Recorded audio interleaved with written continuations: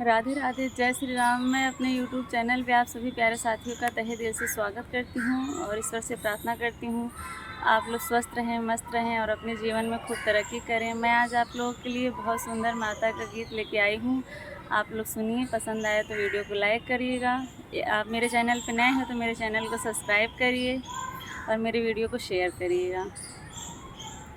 कैलू हंसा गरुड़ सवरिया है मयरिया हमरी ना। कैलू हंसा गरुड़ सवरिया है मयरिया हमरी ना।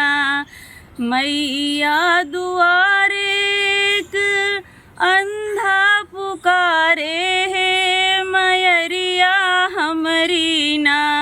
दिहलू अंधन के नयनवा है मयरिया हमरी ना। दिहलू अंधन के नयनवा है मयरिया हमरी ना।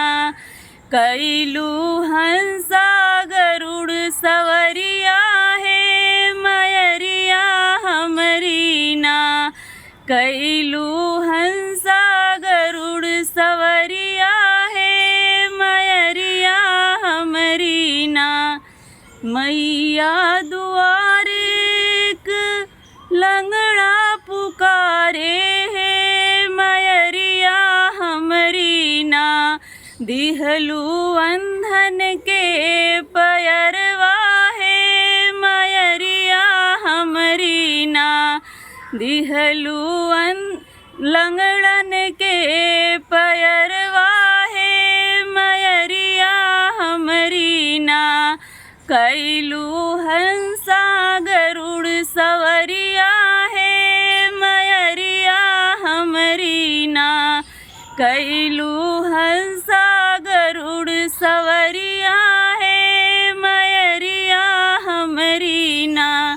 मैया दुआरे एक बाझिन पुकारे है मयरिया हमरी ना।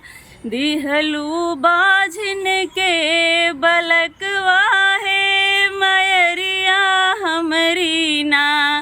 दिहलू बाझिन के बलकवा है मयरिया हमरी ना।